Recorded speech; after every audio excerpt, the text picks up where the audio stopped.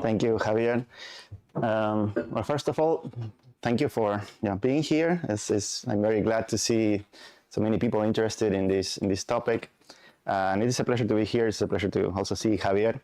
I was telling other members here of the faculty that with Javier we met during the pandemic, and we really bonded in Constance when we couldn't do anything but go for walks and just talk about academia back then in the 2020, 2021. So it is really nice to see him again and to have the opportunity to share with you what is now a relatively complete kind of project. As Javier was saying, this was published by Cambridge University Press a year ago, and now I'm in the process of translating it to Spanish. So I'm from Argentina originally. I would have loved to present in Spanish to you, and so we can discuss, for example, how to translate this into Spanish for a siglo XXI version of the book. So if you have any ideas about that, I would be very glad to hear as well. As you can tell by the title of the book, this is a book about state formation in Latin America, of course. State formation is a kind of sexy topic in the sense that state capacity, as you know, is one of the best predictors of development. And ultimately, this is a book that tries to explain why the variation in development levels ultimately. So we can associate the strength of a state to political development, but this has an impact through the provision of public goods and other mechanisms on the levels of development more generally and economic growth. So this is a book that ultimately tries to explain why countries like, for example, Argentina, but most notably Uruguay, Costa Rica, Chile in Latin America have very high levels of state capacity, even European-like levels of development, some of them, while others that, paradoxically are neighbors of these countries like Bolivia, Paraguay, or Nicaragua, have relatively low levels of state capacity, very low levels of state capacity and also of development, even to our day. So the 19th century, actually, we all know, when we study history back in Argentina, was the period of state building in Argentina. We call it like that. The historians call it like that. And since then, the region hasn't changed much. So that's why the focus on the 19th century. All of this literature on state capacity in Latin America actually focuses on the 19th century because all of the variation was generated then. And since then, Argentina, Chile have higher state capacity and development than the others that I mentioned. And this ranking hasn't quite changed, right? The question is, what happened that led to state building in Latin America that explains kind of this cross-national variation since that period? And if you're acquainted a bit with this literature, you might remember a very famous book by Miguel Centeno, published in 2002, called Blood and Debt, which consolidated what is basically now, or potentially until this book, the conventional wisdom about how the unimportance, let's say, the irrelevance of war as a predicting factor for our state building and levels of state capacity. Potentially remember Charles Tilly and this idea of war makes a state makes war, how in the context of Europe in particular, it is very clear that this military revolution that took place around the 16th, 17th century and the intensity of warfare essentially explains why the modern nation states formed during that period. This is called the bellicist theory, and Miguel Centeno, he studied with Tilly at Columbia and came to the conclusion that in Latin America we have lower state capacity, potentially because wars in our region were infrequent and mild, so that we didn't have as many wars as there were in Europe and also East Asia and North America in comparison, and that wars could be financed by foreign loans and duties. Essentially, this bellicist approach suggested that when European, for example, states had to fight these wars against their neighbors, they had to tax the local population. By taxing the local population, the process that sociologists sometimes refer to as extraction, so it's both taxation but also conscription for the armed forces, that might have generated rebellions against the state, against this extraction, leading to the also development of the coercive apparatus of the state to repress these rebellions as well. So there's a concurrent development of both the fiscal capacity of the state to pay for these wars, of course, everything that has to do with the military logistics, and the growth of the armed forces themselves is a growth of a state that can then be used to repress domestically and impose, this political order upon society. Now, because our wars were infrequent and mild, and because in Latin America we could resort to these foreign sources of money to pay for those wars that were basically foreign loans, mostly from London and Paris, mostly London, like the Baring brothers at the time, etc., and duties, so basically taxing imports. So because the British, let's say, were paying for these wars indirectly in this way, we didn't have to extract from our local populations, which then meant we didn't have to coerce them, which then meant the process of state formation didn't really take place in our region. Centeno was definitely right in one thing, which is that we didn't have in Latin America the total wars of the 20th century. Latin America didn't participate. Some countries like Brazil sent some troops, but in the First and Second World War, and therefore there weren't these levels of mass mobilization for those huge wars that explain the increases in taxation in the global north, let's call it, quite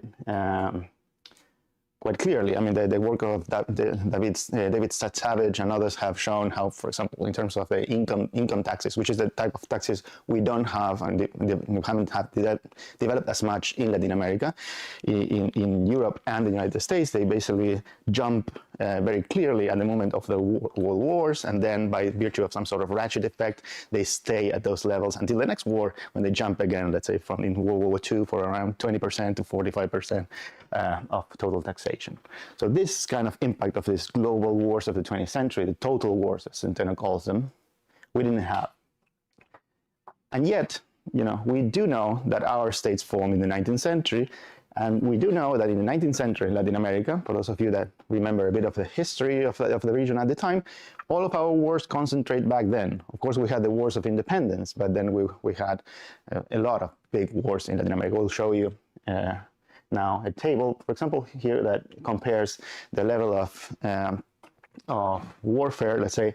This is strictly international warfare, so of course concurrently with this there are domestic unrest and civil wars, and we can discuss how that fits into the whole narrative. But essentially, here you have a comparison, for example, of Europe and Latin America during the so-called long 19th century, from the end of the Napoleonic Wars until World War I, and you can see that Latin America have a lot more at least 6 more interstate wars than Europe, but also that lasted on average much longer in terms of time, so the period of mobilization was much longer.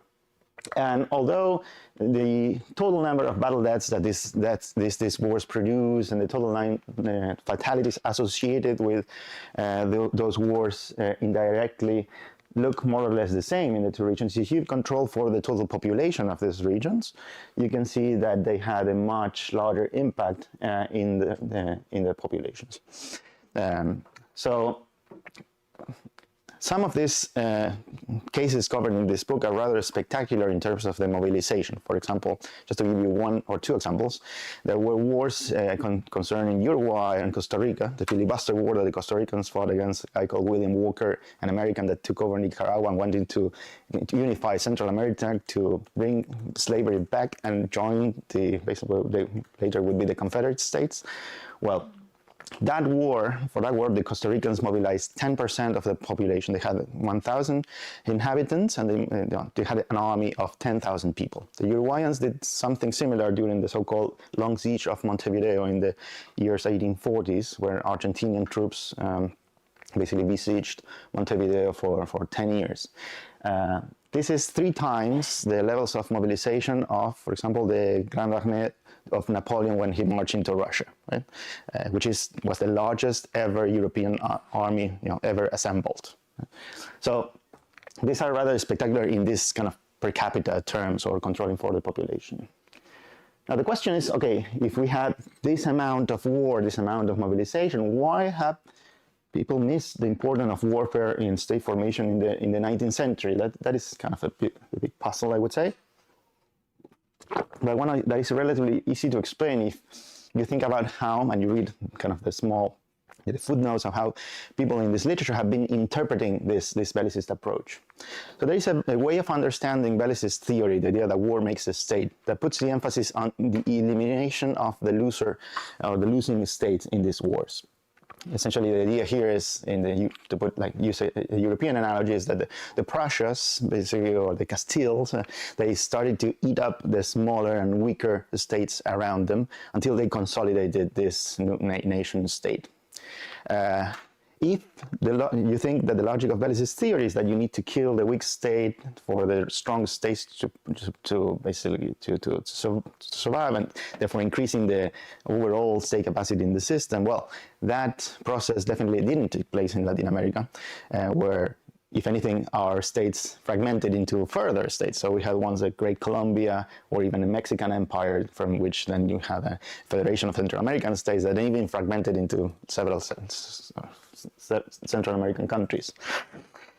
However, this is not how Bellicist theory kind of works. This is something that happened in Europe, didn't happen in Latin America, but is, if anything, an addendum to the whole story. That at its core, and this is in the theory chapter of this book, I emphasize is what I think is the classical Bellicist theory, the one that Max Weber, Otto Hintze, that the forefathers of this theory, and later on Charles Steele, in particular in his books from the 1970s, emphasize.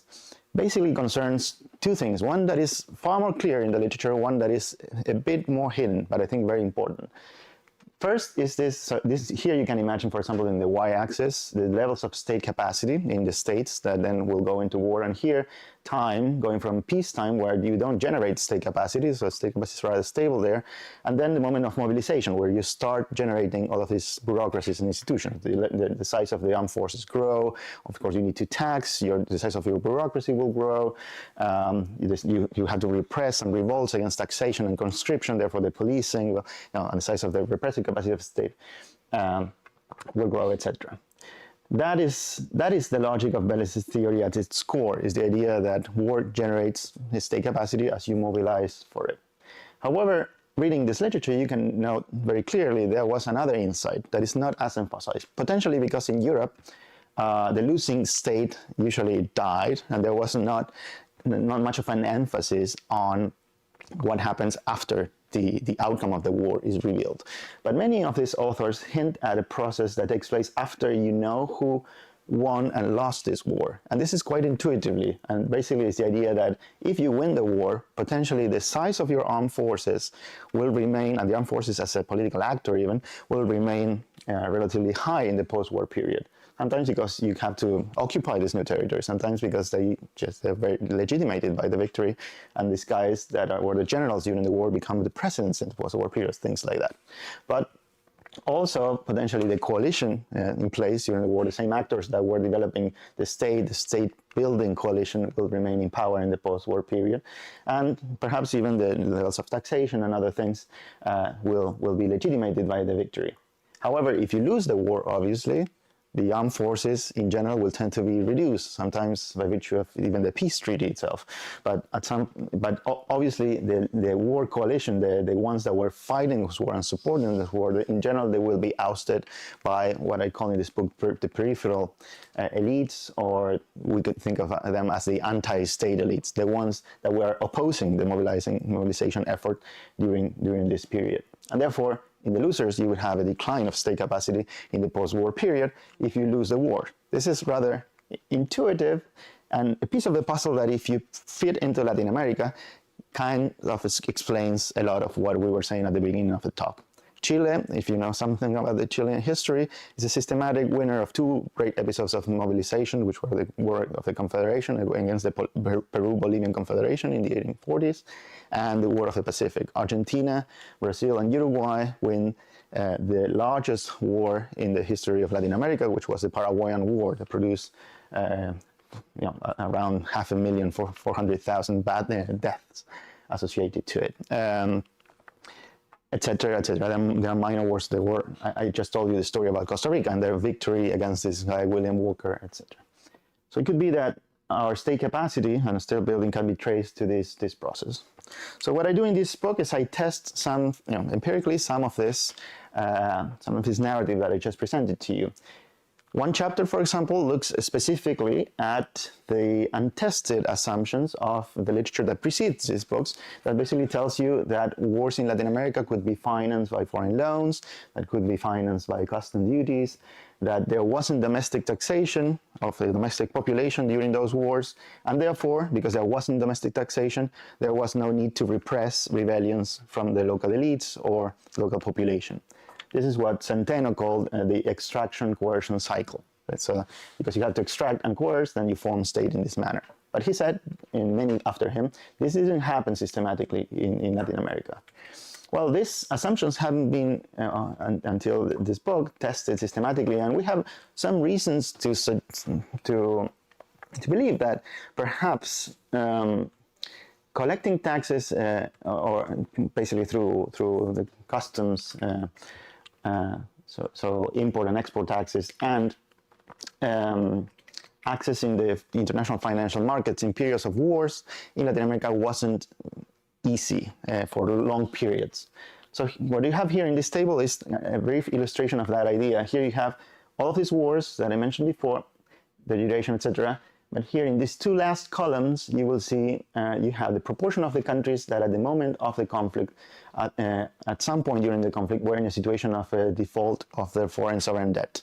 Right? So they were not able to access the financial markets because people in London knew these guys are not paying. They wouldn't lend you more money, of course.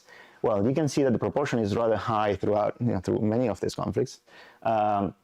And also you have here, if you remember the geography of Latin American countries, you will remember that almost all of our countries depend on exports and imports that come through one port, basically Buenos Aires in Argentina, Valparaiso in Chile, and so on and so forth, Veracruz in Mexico, etc. Now, because of this geography, of course, the military commanders, the navies, knew that one of the ways of winning these wars was to immediately blockade, if your navy was superior, the port of the counterpart. And for example, in the War of the Pacific, the Peruvian navy, Peru ends up losing that war, but was far superior to the Chilean. They had the two sort of the first ironclads. This was the first shielded kind of ships, and in Latin America, the Huáscar and the Independencia, they send them immediately after the declaration of war. So the first stages of these wars are always a naval warfare, and they send them to blockade the port of Valparaiso, for example. Well, you can see there that because of these blockades that are quite systematic, our countries couldn't really trade as much during these wars. So potentially the income coming through the customs might have decreased during the wars rather than increased, therefore providing a different source of revenue to pay for them. Now, to test this somewhat systematically, what I do is I collect, well, from the Correlates of War project and sort of an expansion that we did in these years with some colleagues, all of the so-called militarized interstate disputes that took place in Latin America in the 19th century. Militarized interstate disputes is a concept that we have more in international relations in political science that basically looks at episodes of mobilization of the armed forces of countries against each other in dyads, sort of countries, and pairs of countries that not necessarily achieve the 1,000 battle death threshold that determines which of these episodes are a war. So the list of wars that I showed you is essentially those militarized interstate disputes that achieve 1,000 battle deaths. And that's what we call a war in political science. But these things are episodes where, for example, a neighboring country sends the navy to blockade your port. Maybe that's not a war because it doesn't go through the threshold, but we have hundreds of episodes of this in the 19th century that are clearly, quote unquote, wars in the sense of the declaration of war, or that there are hostilities, and therefore they should have produced the kind of mobilization that Tilly kind of expects. Right? The country that is being attacked should have mobilized, taxed, recruited larger armed forces in the event that this war develops further. So I'm interested in seeing if those episodes kind of predict an increase of custom revenue, the increase in the probability of acquiring a new loan as the literature suggests, or even an increase in tariffs, as the literature suggests, because they wanted to pay for the war by increasing tariffs during those times.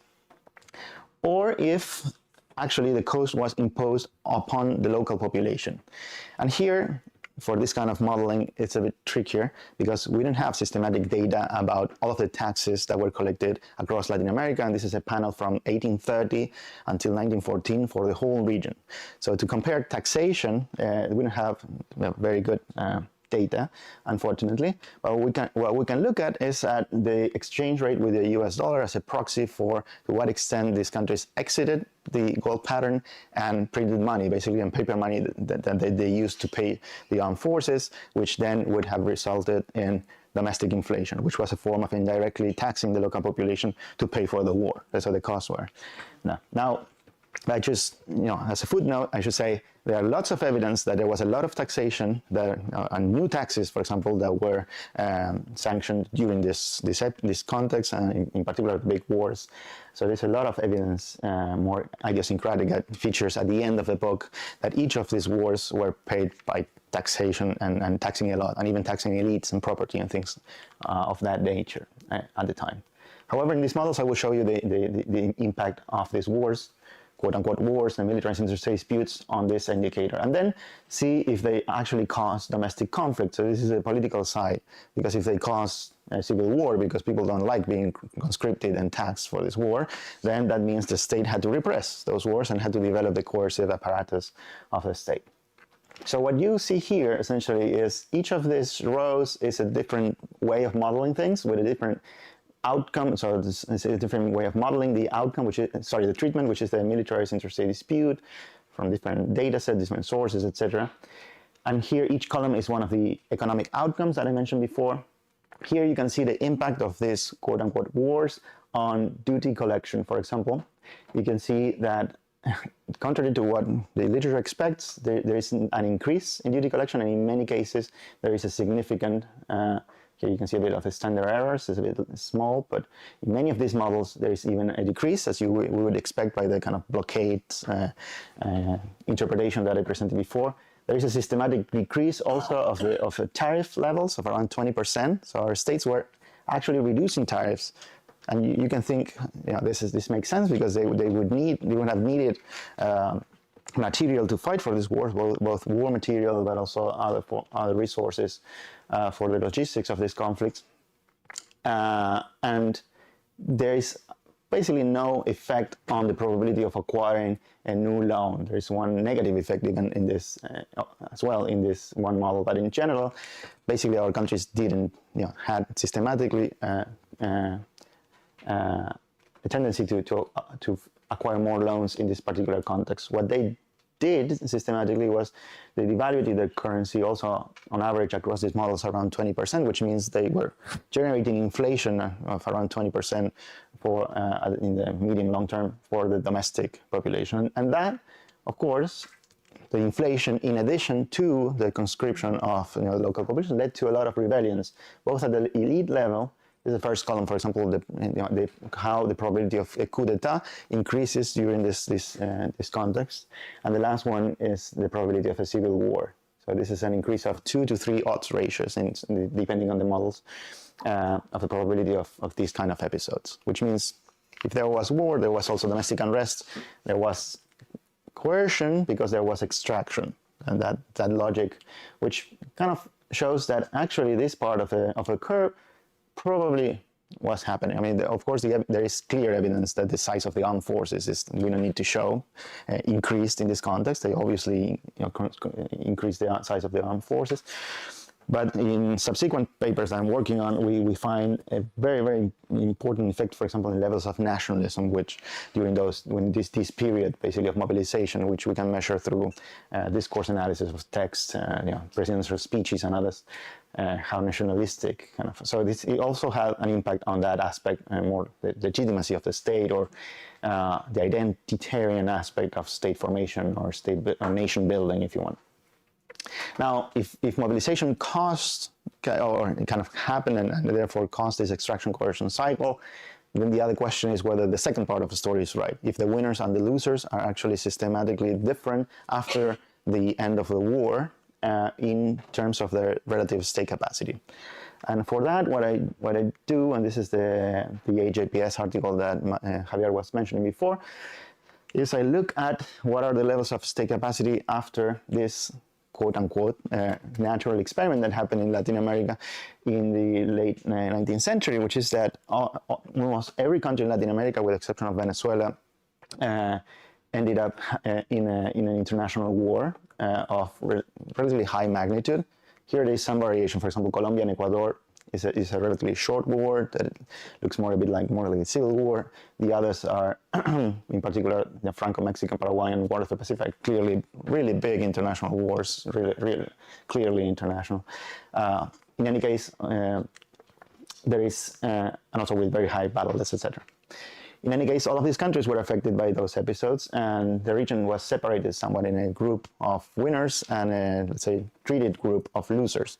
And the question is whether we can model this as a difference in differences estimation, whereby we can calculate the impact of that defeat in the post-war period, and whether it generates this divergence. So here is basically like a descriptive table of the variables that are considered in the models. You can see the war outcome is the treatment, and what I will show you is the impact of two indicators, in particular railroad millage. So this is the miles of railroad that the countries will build or built in the 19th century. Railroad millage, so often I get the comment that, because the railroads were in many of these cases built by the British or French, this is not really an indicator of state capacity of the state, but that misses a bit of the point. So here the idea is, if you don't control your territory because you have a rebel caudillo that controls this, you will never be able to give the British or whoever a concession to build railroads in that direction, right? So you need state capacity or territorial control, or what sometimes, in relation to Michael Mann's kind of idea of infrastructural capacity or infrastructural power of the state is called infrastructural capacity. So you need a little bit of that to be able to build railroads. And then once they are built, be them British or national, like for example, Paraguayan railroads and Brazilian, where they had their own national companies. But even if they are British, that will allow you to deploy the armed forces to all of your territory, therefore increasing the coercive capacity of state massively, for example. For example, after the railroads were built in countries like Argentina and others massively, there were no rebellions in the inner provinces because the armed forces could be deployed in a matter of a day or so to repress those kind of uprisings against the central state. But also, of course, as you can imagine, this has an impact on the levels of nationalism through the distribution of the papers from the capital cities into the peripheries, or other elements of what you might think of as state capacity. So railroad millage is a very consolidating indicator of state capacity for 19th century Latin America. And the other one is per capita revenue, so if the ability to collect taxes in general. And then these models can control for a lot of potential confounders you might think are determining both the treatment and outcome, such as the exports, etc., that might be interested to control for. And if you are interested in the details of these models and pre-treatment balancing covariates and stuff like that, I can talk a bit more about that later. But I think these figures summarize what you can find quite clearly. The lower part is the most intuitive for a non-statistical kind of crowd. It's simply a comparison of means of the winners and losers in terms of the length of their railroads and the per capita revenue. What you can see is that as these wars are revealed, mostly throughout this period in the 1860s and 70s, so at the beginning of the sequence, then this gap is generated between the two groups, and then the losers kind of lag way behind in terms of the construction of railroads in comparative terms. And this is how there were relatively parallel trends in extraction or taxation and fiscal capacity, and that difference is also generated around that period, with the defeated states also lagging in terms of this indicator of the fiscal capacity, let's say, of the state.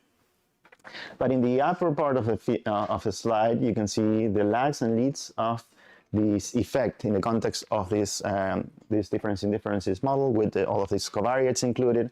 And so this is a bit more robust, and you can see this is year 0 here for railroads, and this is year 0 here for the fiscal variable of revenue per capita. You can see how state capacity is not determined by there's other factors, and there are kind of parallel trends in the pre-treatment period, and you have this clear effect after treatment, and interestingly also how the effect increases with time. So in kind of accordance to this idea in the theory that you are set into the two different trajectories after the defeat. Of course, this is not for forever. You can see a regression to the mean here, basically in fiscal capacity after 20 years. But once you lost 20 years of history in terms of the capacity of your state, that will impact potentially in the long-term other indicators of state capacity. Even when the railroads are not important anymore, the technology is obsolete, then you're basically in this trajectory of low state capacity that will reproduce into the future. There is a chapter of the book where basically lists the winners and losers of this episode and how they correlate very well with state capacity in the year 1900, and this has been established by the larger literature with Jim Mahoney and others, Hillel Soifer, etc., how the clear correlation between the state capacity and development in the year 1900 and the year 2000. So things haven't changed in the 20th century, which kind of proved the theory in the sense is like the dog that didn't bark in a sense, because it's like, it means no war, no change at all in state capacity. When we had wars, all of these countries changed, not just clearly after the episodes and during the episodes because of the mobilization, but also the relative position to each other. So imagine at the beginning of the 19th century, Peru and Mexico had the highest state capacity in the region. They were the capitals of the empire in the region, etc. Places like Buenos Aires, where I come from, were like a poor periphery with zero state capacity. And we remained like that, actually, and also in the context of constant civil wars, precisely until the Paraguayan War. And then there was a stark change in the trajectory of Argentina in the late 19th century. This similar stories can be told about all of these countries. And some of the things are a bit more difficult to capture with modeling, like the kind of models that I just showed. So there is a treatment on the second half of the book of all of these sub-regions that were affected by this big conflicts, what I call severe international wars in the 19th century. I focus on a subset that generated more than 5,000 battle deaths and lasted more than 2 years, so that you can actually look at the episodes of relatively large mobilization where these mechanisms should show up.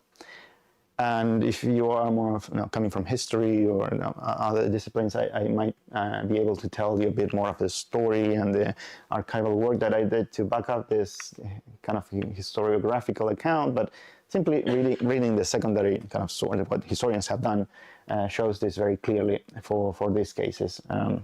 So you have a relatively kind of detailed account of these specific wars, to the point where in some of them you can see, I'm sorry this slide doesn't really show very well, but you can see kind of the mechanisms that I were describing, how the kind of victory or defeat in the battlefield will determine the legitimacy and power of the coalition that is trying to build a state, or the coalition that is against state building from the periphery.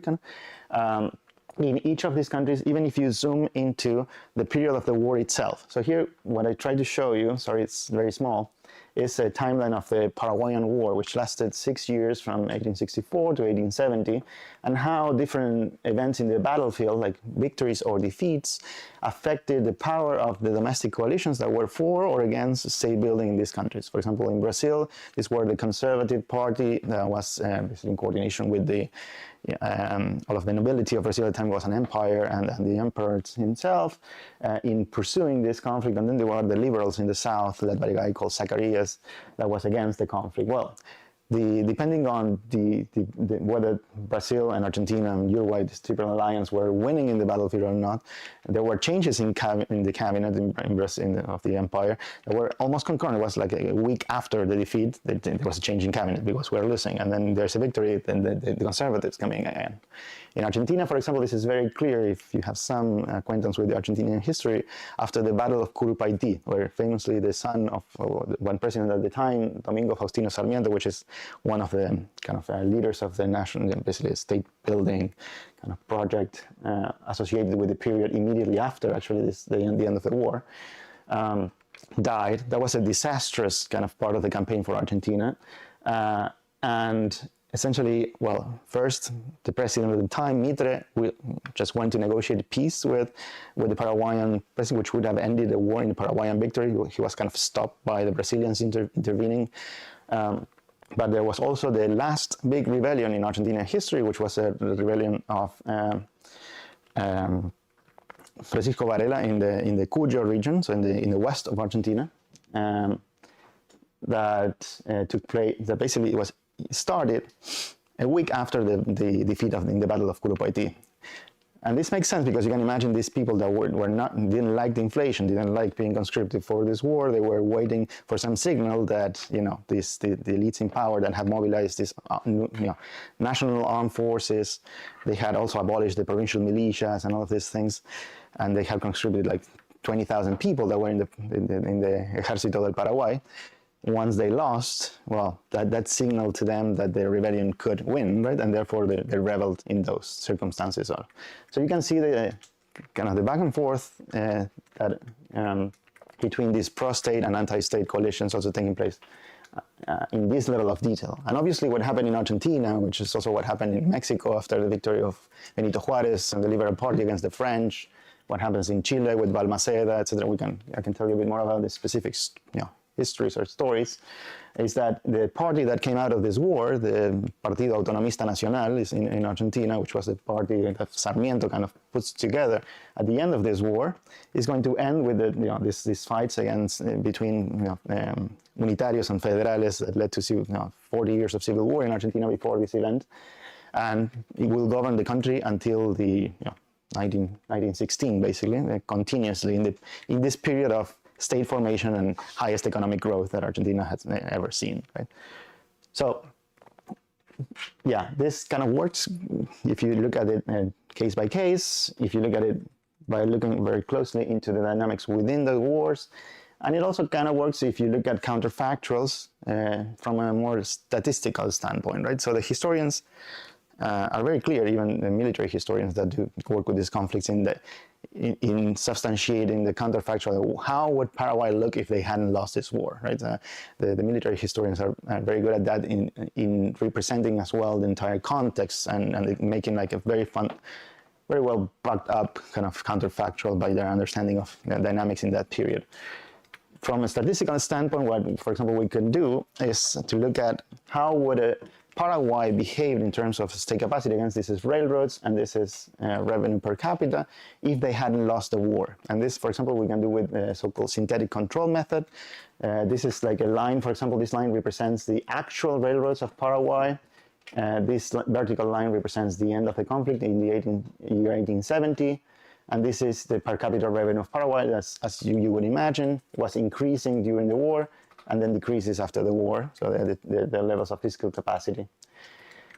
And what you can do with this model is essentially look at every other country in the world and basically generate a counterfactual Paraguay that is made out of weights that, for example, you take like 5% of France, because 2% of Bolivia, 5%, again, a fictional country that matches Paraguay the best in terms of the pre-treatment values of these variables, as you can see, but also a whole set of variables that might be relevant for us to generate this counterfactual, like the size of the territory, the size of the population, etc. Most of the controls that I showed you before.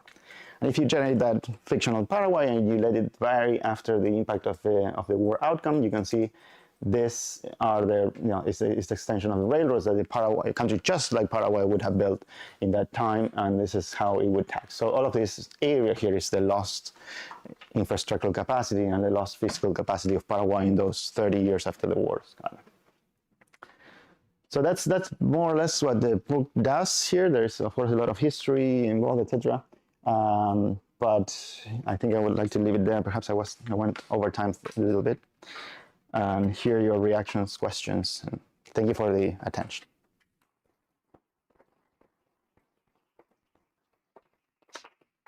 Thank you very much, Luis.